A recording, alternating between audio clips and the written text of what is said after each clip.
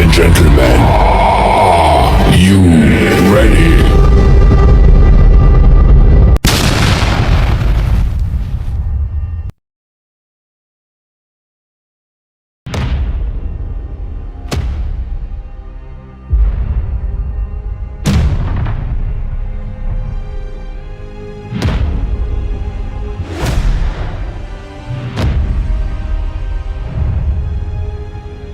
Komisi Pemilihan Umum atau KPU Republik Indonesia telah mengeluarkan jadwal debat Capres-Cawapres 2024.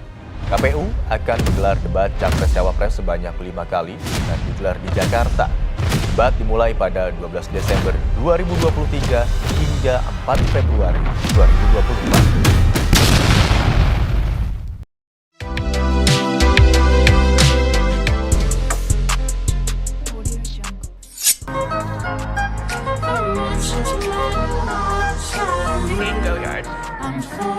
Step with me, little bitch. Yeah, you know that we don't bend. You be capping like a snitch. No thoughts, no stand. New hoes, 10 toes, new guac, new bands, new whip, new chips, new kicks. Check, check, as you play. Bad bitch, no bad. I just hit another lick and she be counting in my rest. And I be feeling hella rich. No Brian, I ain't step. Step with me, little bitch. Yeah, you know that we don't bend. You be capping like a snitch. No thoughts, no stand. New hoes, 10 toes, new guac, new bands, new whip, new chips, new kicks. Check, check, as you play. Bad bitch, no bad. I just hit another lick and she be counting in my rest. And I be feeling hella rich. No Brian, I ain't step. About to make another hit. God bitch in my life. Step with me, little bitch. Assalamualaikum warahmatullahi wabarakatuh. Selamat pagi dan salam sejahtera bagi kita semua. Yang saya hormati Pak Faisal Romdoni selaku dosen pendidikan kewarganegaraan Indonesia, dan yang saya hormati teman-teman semuanya yang saya tidak bisa sebut satu persatu. Seperti kata pepatah, tak kenal maka tak sayang. Jadi sebelum kita memulai presentasi kita ini, kita kenalan dulu yuk. Perkenalkan, nama saya Dimas Alvin Ardiansyah Nafri. Nama saya Hasifah Bian Warman. Kalau boleh tahu, teman-teman sudah sarapan belum nih? Nah, kalau belum sarapan, semoga kalian kenyang setelah mendengarkan pembahasan tentang demokrasi dari kelompok satu ini. Supaya suasananya tidak terlalu tegang, kita mau pantun dulu nih. Buah durian, Buah kedong-dong. wahai generasi rebahan. Perhatikan presentasi kita dong. Permisi bang, boleh minta waktunya? Boleh. Atas nama siapa ya? Ibad.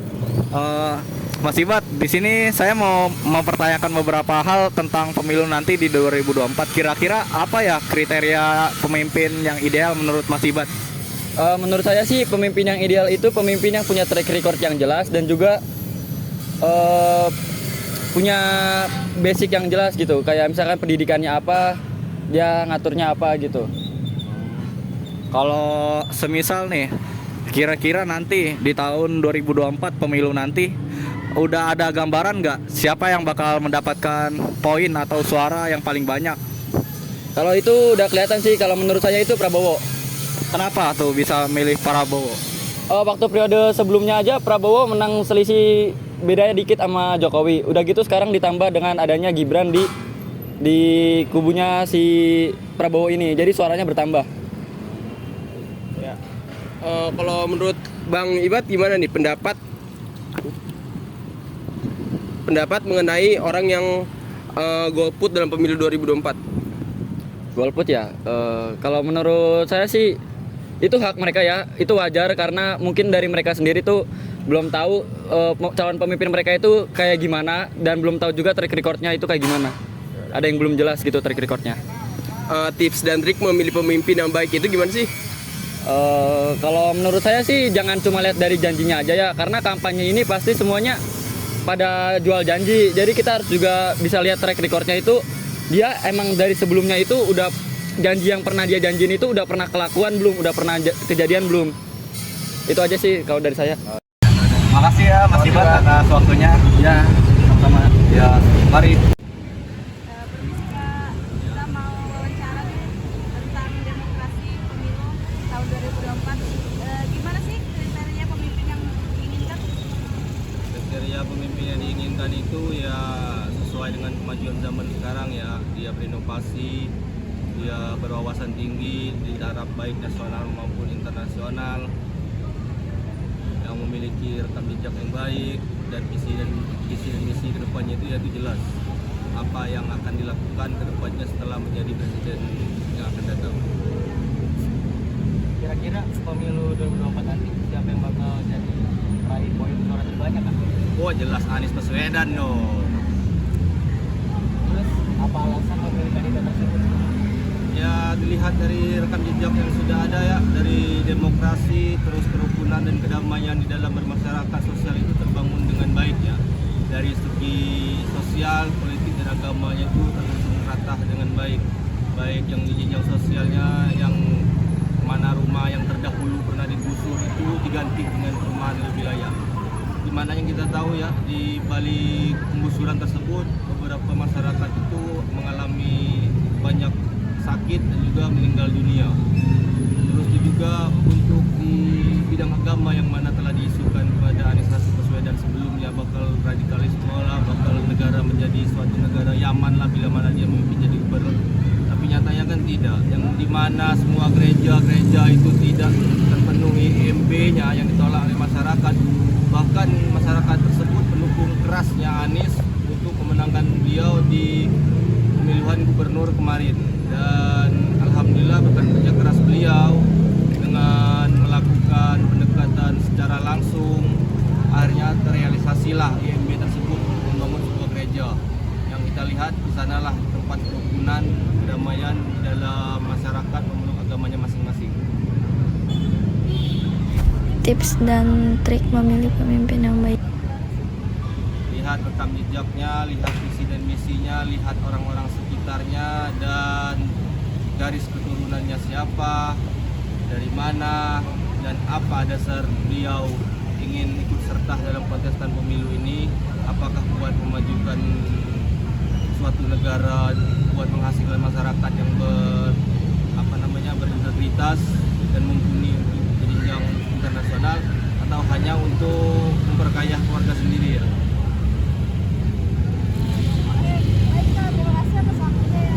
Oke, sama-sama. Permisi Kak, kita di sini mau izin buat wawancara ya tentang demokrasi seputar pemilu aja sih sebenarnya. Bersedia nggak? Iya, bersedia. Nih, untuk pertanyaan pertama ya, gimana sih kriteria pemimpin yang Kakak inginkan tuh? Ya, yang jujur, amanah, dan bertanggung jawab. Kira-kira pemilu 2024 nanti kandidat mana yang mendapatkan suara terbanyak? Anies pastinya. Pendapat Kakak mengenai orang yang golput dalam pemilihan 2024 tuh gimana? Tidak baik, karena setiap orang mempunyai hak untuk memilih dan sebaiknya tidak golput. Dan tips dan trik memilih pemimpin yang baik itu gimana sih Kak? Melihat visi dan misi dan membaca berita tentang mereka. Oh yaudah kalau gitu terima kasih ya Kak. Iya, sama-sama. Kak, boleh minta waktunya sebentar nggak ya? Boleh? Kak, boleh di sini Kak? Di sini. Iya. Sebelumnya nama kakaknya siapa? Nama saya Junaldi Angkar. Kalau kakaknya yang satu lagi? Saya Faisal. Kakak berdua ini ngomong-ngomong dari prodi mana ya? Dari Prodi Manajemen. Kakaknya? Sama juga dari manajemen. Oke. Jadi Kak, kami itu mau nanya ke kakak berdua nih seputar demokrasi. Menurut Kak Junaldi, demokrasi itu apa sih? Demokrasi itu sistem pemerintahan yang dipimpin oleh rakyat. Contohnya seperti pemilu. Itu. Ngomongin pemilu, kita kan akan mengadakan pemilu tahun 2024 nanti ya. Menurut Kakak, gimana sih kriteria pemimpin yang rakyat butuhkan untuk Indonesia ke depannya? Kalau menurut saya yang pastinya pilihlah pemimpin yang jujur, adil, serta pemimpin yang bisa mengambil keputusan dengan bijaksana. Selain itu, pilihlah pemimpin yang dekat dengan rakyat, serta pemimpin yang bekerja keras untuk rakyat. Gitu aja sih Kak kalau menurut saya. Oke, gitu ya. Sekarang balik lagi ke Kak Junaldi. Kak Junaldi bisa kasih tips and trick gak sih ke kita semua buat milih pemimpin yang baik untuk rakyat itu kayak gimana? Dilihat dari rekam jejaknya sih kalau menurut saya. Terus sama hasil dari karyanya. Iya tadi. Baik, makasih Terima banyak kasih ya ya, Kak Kak. Junaldi sama Kak Faisal waktunya. Ya, mari Kak. Baik, di sini saya ingin mewawancarai saudara dia. Menurut saudara, bagaimana cara mengatasi partisipasi masyarakat dalam pemilu? Menurut saya, untuk meningkatkan partisipasi masyarakat dalam pemilu sih harus mendorong kesadaran politik sejak dini dengan menanamkan pendidikan politik baik di lingkungan keluarga, sekolah, atau masyarakat. Kemudian kemudahan dalam pendaftaran dan pemilihan. Contohnya itu seperti apa ya, Kak? Seperti mendorong partisipasi memilih dengan membuat pemilihan umum lebih mudah dan nyaman, termasuk memberikan kemudahan dalam pendaftaran sebagai pemilih. Menurut saudara, bagaimana sih cara mengatasi masalah kecurangan dalam pemilu?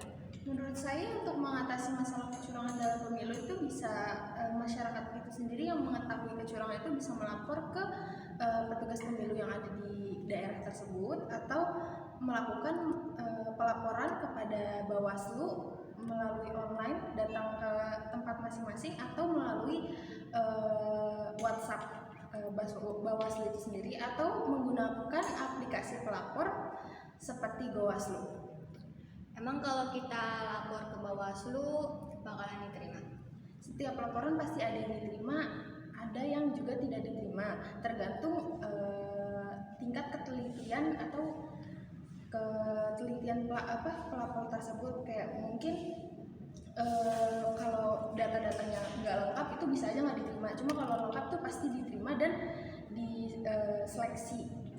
Selain itu, Mahkamah Konstitusi telah melakukan langkah antisipasi dalam menghadapi pemilu serentak tahun 2024 dengan menginventarisasikan potensi kecurangan yang mungkin terjadi.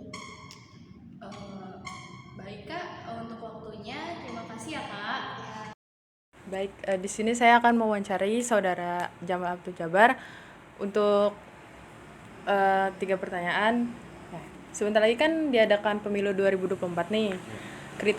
Kriteria pemimpin seperti apa sih yang saudara harapkan? Kriteria pemimpin yang saya harapkan tuh yang pasti yang jujur, yang adil dan amanah ya. Soalnya selama ini kita sudah berada dalam fase-fase yang agak genting di Indonesia ya. Karena nyari lapangan kerja aja susah. Jadi kita butuh pemimpin yang amanah, yang tidak hanya sekedar janji. Kira-kira pemilu 2024 nanti kandidat mana yang mendapat suara terbanyak sih menurut saudara? Menurut saya kandidat yang suara terbanyak itu paslon nomor 1 ya.